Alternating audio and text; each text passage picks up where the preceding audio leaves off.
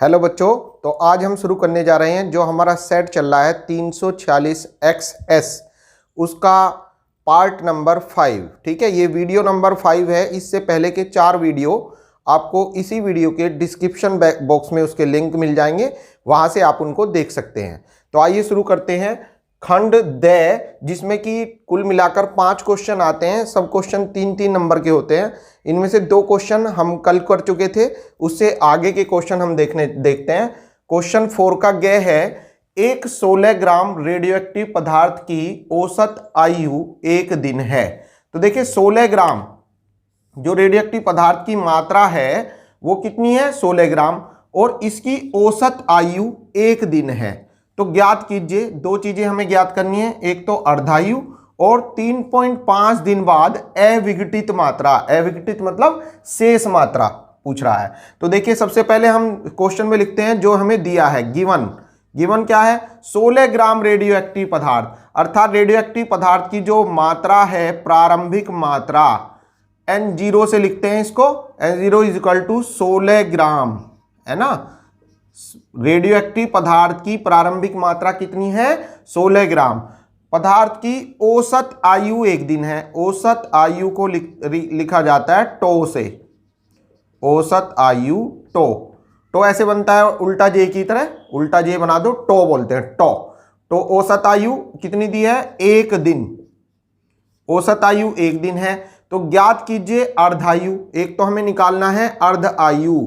अर्धायु को का क्वेश्चन इस पार्ट में पहले भी आ चुका है। 1 नंबर का अर्धायु को लिखते हैं हम टी हाफ से, है ना, टी हाफ पूछ रहा है एक तो। और दूसरे पार्ट में क्या है, 3.5 दिन बाद, मतलब टाइम 3.5 दिन बाद, कुल समय दिया है 3.5 दिन बाद अविघटित मात्रा। अविघटित का मतलब होता है शेष मात्रा। शेष मात्रा मतलब n हमें ज्ञात करनी है।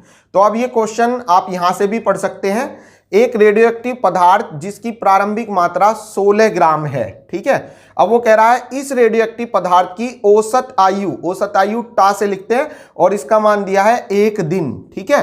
प्रारंभिक मात्रा 16 ग्राम है, औसत आयु 1 दिन है। तो ये पूछ रहा है अर्धायु ज्ञात कीजिए, और दूसरा है 3.5 दिन बाद शेष मात्रा। सबसे पहले मैं आपको बताना चाहूंगा, ये जो क्वेश्चन है हर साल इस पर आधार, इसी के जैसा एक क्वेश्चन आता है, तो ये आप मोस्ट इंपोर्टेंट डाल लें। इसी टाइप का क्वेश्चन आपके एग्जाम में एक क्वेश्चन आपको जरूर मिलेगा। बशर्ते यहां पर ये 3 नंबर में आया है तो 2 नंबर का भी आ जाता है, 1 नंबर का भी रहता है अगर बस शेष मात्रा पूछे। तो अब आप पहला पार्ट करिए। पहला पार्ट करने के लिए इसी में खंड क में या ख में 1 नंबर का एक क्वेश्चन था जिसमें औसत आयु और अर्धायु में संबंध सूत्र पूछा था। तो हमने बताया था कि औसत आयु जो होती है वो अर्धायु से 1.44 गुना होती है। ये हम आपको पहले भी बता चुके हैं। तो आप इसी से करेंगे, चूंकि औसत आयु टो बराबर होती है अर्धायु टी हाफ से कितने गुनी, 1.44 गुना होती है। ये सूत्र है, ठीक है। अब इस सूत्र से आप अर्धायु निकाल देंगे। अर्धायु निकालना है तो टी हाफ को सेपरेट कर लीजिए। तो t half is equal to, ये देखिए 1.44 यहां पर गुणा में है तो इधर पहुंच जाएगा भाग में, तो ये हो जाएगा टो अपॉन 1.44। तो कहने का मतलब टी हाफ बराबर हो जाएगा, टो की वैल्यू रखिए बच्चों, औसत आयु कितनी दी है, 1 दिन, तो टो के रिप्लेस 1 रख दो और अपॉन में 1.44, ठीक है। अब इससे पॉइंट हटाओ, ऊपर लगा 2 जीरो आ जाएंगी। 100 को आप 144 से भाग देंगे तो ऐसे दिया जाएगा बच्चों। यहाँ पे पहले पॉइंट लगाएंगे, पॉइंट लगाकर 1000 हो जाएगा। 1000 को जब 144 से भाग देंगे तो ये 6-9 बार कटेगा, तो 0.69 दिन इसकी अर्धायु आ जाएगी। इसको लगभग में आप t half is equal to 0.69, 5 से ज्यादा है तो 1 अंक इधर जुड़ जाएगा, तो 0.7 दिन ये इसकी बच्चों अर्धायु हो जाएगी। तो अर्धायु कितनी होगी, 0.7 दिन। तो मैं अपेक्षा करता हूं ये पहला पार्ट आपके अच्छा समझ में आ गया होगा। औसत आयु दी थी, अर्धायु पूछी थी, तो संबंध लगाना है, औसत आयु बराबर होती है अर्धायु से 1.44 गुनी। तो अर्धायु हो जाएगी टी हाफ बराबर, इसको अपोन में ले जाएंगे, डिवाइड कर दो 0.7 डेज। सेकंड पार्ट देखेंगे, 3.5 दिन बाद शेष मात्रा, अविघटित मात्रा, अविघटित मतलब शेष मात्रा, जो जिसका विघटन नहीं हुआ, जो शेष बचा वो मात्रा पूछी है, शेष मात्रा। तो शेष मात्रा का सूत्र होता है, सबके फॉर्मूले आपके याद होने चाहिए, n बराबर होता है n0 या n0 कह दो, 1/2 की पावर n। ये फॉर्मूला आप अप्लाई कीजिए, n बराबर n0 1/2 की पावर n से। इस ये बहुत इंपॉर्टेंट सूत्र मैंने बताया ना, इस पार्ट का एक न्यूमेरिकल जरूर आता है 1 नंबर का, उसमें यही पूछता है, प्रारंभिक मात्रा दे देगा, शेष मात्रा पूछेगा, है ना। तो सब में प्रारंभिक मात्रा और शेष मात्रा में संबंध होता है n बराबर n0 1/2 की पावर n, वेयर n का मान होता है, n निकालने का तरीका होता है n is equal to, n side में निकाल लो, t/t½ अर्थात बड़ा टी, ऊपर जो टी लिखा है वो है विघटन का कुल समय, और नीचे t½ जो लिखा है वो है अर्ध आयु काल का समय।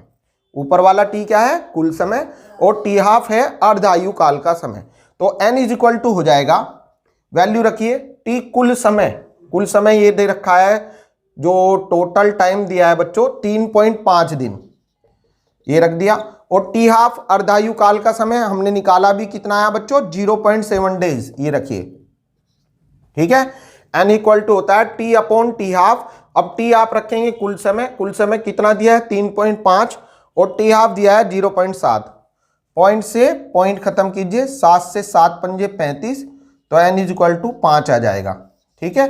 ये n की वैल्यू आप यहां पे रख देंगे, तो ये हो जाएगा n इक्वल टू n0 का भी मान रख दो, n0 प्रारंभिक मात्रा सवाल में दी थी, ये कितनी है 16 ग्राम, तो रख दो 16 ग्राम, ये रहा, मैंने यहां पे लिख दिया, देखिए प्रारंभिक मात्रा n0 बराबर 16 ग्राम, तो n0 की जगह 16 रख दिया हमने, और 1/2 की पावर n का मान कैसे निकाला, n बराबर होता है t/t½ t ऊपर वाला t कह रहा है कुल समय, विघटन मतलब जितने समय तक रेडियो एक्टिव पदार्थ का विघटन हुआ, है ना। रेडियो एक्टिव पदार्थ क्या होते हैं, वे पदार्थ जो स्वतः ही विघटित होते रहते हैं, तो कितने समय तक विघटित हुआ, ये हुआ बच्चों 3.5 दिन तक विघटन हुआ इसका, तो t की जगह 3.5 रख दिया। t½ मतलब अर्धायु काल, अर्धायु काल वह समय जिसमें रेडियो एक्टिव पदार्थ अपनी मात्रा का, प्रारंभिक मात्रा का घटकर आधा रह जाता है, उसे अर्धायु काल कहते हैं। तो अर्धायु काल कितना है दिया है बच्चों, अर्धायु काल हमने निकाला भी 0.7 दिन, ये रख दिया, पॉइंट से पॉइंट 5 बार कटा और सूत्र लगाया, और 1/2 की पावर n की जगह 5 रख दो, तो n इक्वल टू हो जाएगा बच्चों 16 एज इट इज रहेगा, इंटू 1/1 की घात 5 तो 1 ही रहेगा, और 2 की घात 5 हो जाएगा 32, काटिए इसको, 16 कम 16, 16 दूनी 32, तो n इज इक्वल टू आ गया 1/2 ग्राम, या इसे आप कह सकते हैं n बराबर 1 को 2 से भाग दो तो 0.5 ग्राम, अर्थात रेडियो एक्टिव पदार्थ अपनी मात्रा का घटकर आधा, कितना 0.5 ग्राम रह गया, और कितना था पहले 16 ग्राम था, तो 0.5 ग्राम रह जाएगा, तो शेष मात्रा जो है 0.5 ग्राम रह जाएगी, कितने दिन बाद 3.5 दिन बाद। तो मैं अपेक्षा करता हूं ये क्वेश्चन आपके अच्छा समझ में आ गया होगा। अब आप देखिए इसी का घ पार्ट, ये भी न्यूमेरिकल टाइप है। एक छोटा छड़ चुंबक बाह्य चुंबकीय क्षेत्र 4.5 टेस्ला में रखा है, तो चुंबकीय क्षेत्र सबसे पहला हमारा काम होता है, गिवन जो दिया है वो लिखिए, चुंबकीय क्षेत्र को लिखते हैं बच्चों b से, b दिया है 4.5 क्या टेस्ला चुंबकीय क्षेत्र का मात्रक होता है, या वेबर पर मीटर स्क्वायर, है ना, ये मूल मात्रक है चुंबकीय क्षेत्र के, तो 4.5 टेस्ला दिया है, ठीक है, ये लिख दिया हमने। सबसे पहला हमारा काम सवाल को में ये देखना है हमें क्या दिया है, तो चुंबकीय क्षेत्र 4.5 टेस्ला में रखा है तथा छड़ का अक्ष क्षेत्र से कितना 30 डिग्री का कोण बनाता है, तो 30 डिग्री का कोण बना, जो एंगल बन रहा है वो लिख दो, कोण जो है यहाँ पर थीटा बराबर कितना है 30 डिग्री का कोण बनाता है। यदि इस पर 4.5 गुना 10 की घात 2 न्यूटन मीटर का बलाघूर्ण लगे, अभी बताया था पिछले क्वेश्चन में भी, बलाघूर्ण को लिखते हैं टॉ से, बलाघूर्ण, औसत आयु भी टॉ से लिखी जाती है और बलाघूर्ण भी टॉ से लिखते हैं। बलाघूर्ण कितना लग रहा है 4.5 गुना 10 की घात -2 न्यूटन मीटर का बलाघूर्ण लगे, तो छड़ की चुंबक की स्थितिज ऊर्जा ज्ञात कीजिए। स्थितिज ऊर्जा मतलब U हमें निकालना है, स्थिति ऊर्जा मतलब U बराबर क्वेश्चन मार्क, ठीक है। फिर एक बार क्वेश्चन को अब आप यहीं से पढ़ सकते हैं। एक छड़ चुंबक 4.5 टेस्ला के चुंबकीय क्षेत्र में क्षेत्र की दिशा से 30 डिग्री के कोण पर रखा है, तो थीटा जो है 30 डिग्री है, और B 4.5 टेस्ला। अब वो कह रहा है कि इस क्षण चुंबक पर 4.5 गुना 10 की घात माइनस 2 न्यूटन मीटर का बलाघूर्ण लगता है। बलाघूर्ण को डिनोट करते हैं टो से, तो टो हो गया 4.5 गुना 10 की घात माइनस 2 न्यूटन मीटर। तो क्षण चुंबक की स्थितिज ऊर्जा, स्थितिज ऊर्जा मतलब यू निकालनी है हमें। तो बच्चों यू का फॉर्मूला होता है यू बराबर माइनस के mb कोस थीटा, है ना।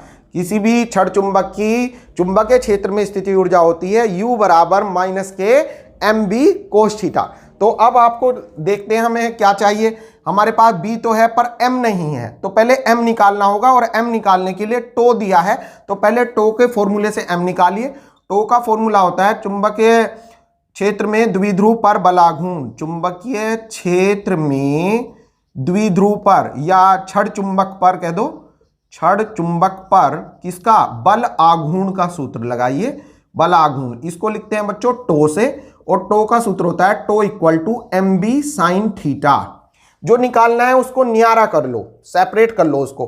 तो हमें क्या निकालना है, m, पहले हम m निकालना चाह रहे हैं, तो m इक्वल टू हो जाएगा, m इक्वल टू यहां करता हूं मैं, फिर जगह कम पड़ेगी नहीं तो m इक्वल टू इसको डिवाइड में ले जाइए, tau upon b sine theta.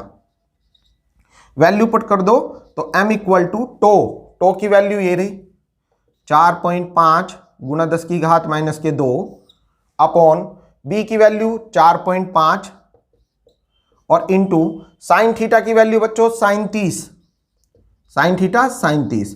तो ये हो जाएगा बच्चों 4.5 से 4.5 कट गया एक बार। साइन 30 का मान क्या होता है 1/2, तो 2 ऊपर पहुंच जाएगा, ठीक है। साइन 30 का मान 1/2 रखोगे 2 ऊपर पहुंच जाएगा। तो कहने का मतलब m का मान आ गया 2 गुना 10 की घात माइनस के 2 एम्पियर मीटर स्क्वायर। मात्रक याद करना, m का चुंबकीय आघूर्ण का मात्रक होता है ampere metre square. A for ampere, M for metre, ampere metre square, ये चुंबकीय आघूर्ण हो गया m। अब इस m की सहायता से आप स्थितिज ऊर्जा निकाल सकते हो, इसलिए चुंबक की स्थितिज ऊर्जा, चुंबक की स्थितिज ऊर्जा, potential energy of magnet, it is denoted by U, और U का सूत्र होता है माइनस के mb कोस थीटा।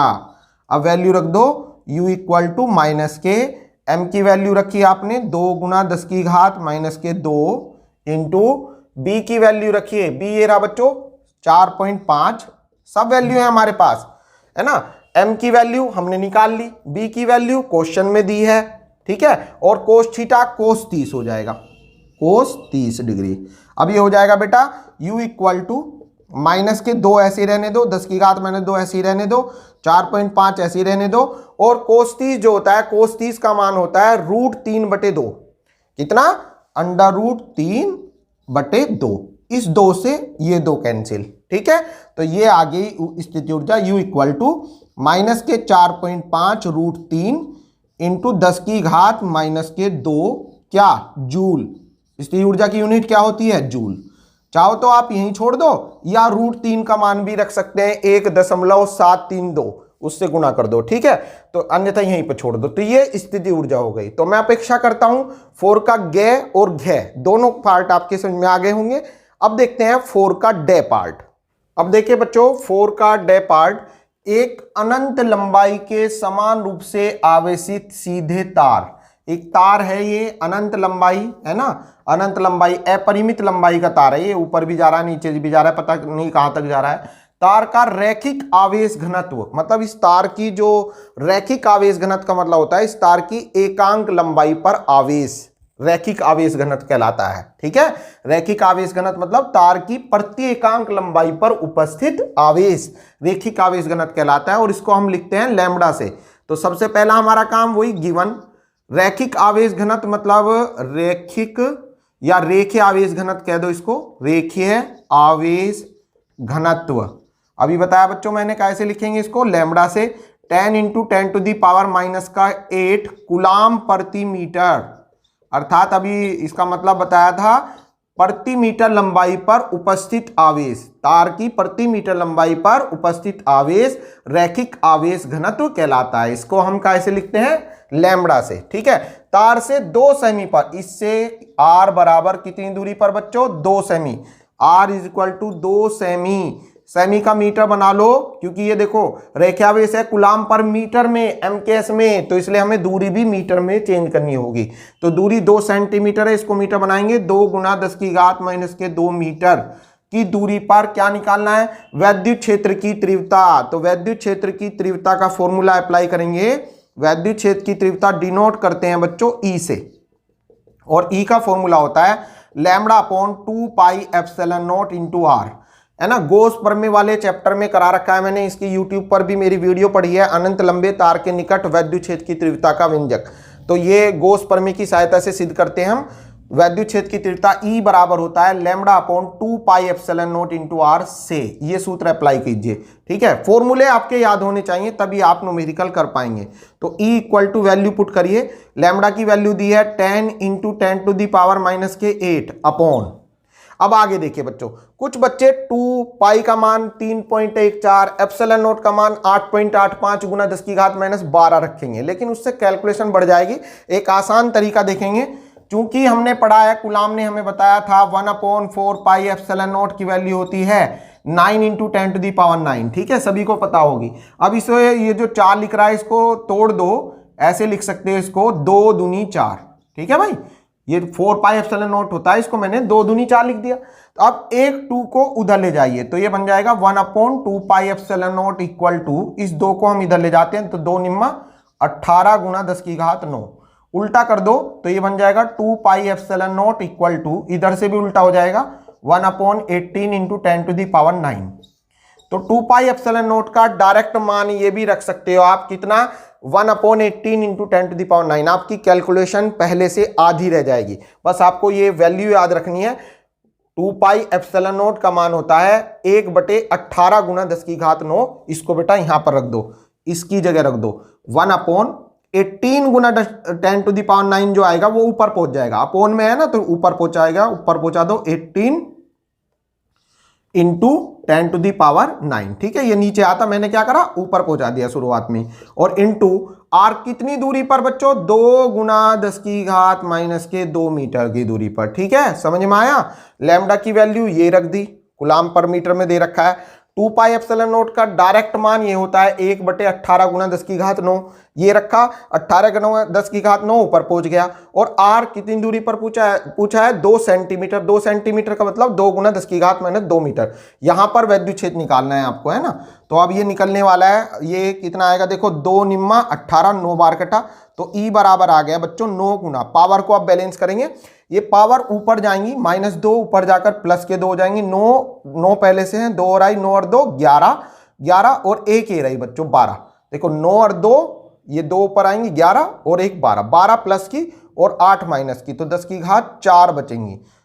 9 गुना 10 की घात 4 न्यूटन पर कूलाम। तो इस तार से कितनी दूरी पर, 2 सेंटीमीटर की दूरी पर वैद्युत क्षेत्र की तीव्रता का मान कितना होगा, 9 गुना 10 की घात न्यूटन पर कूलाम होगा।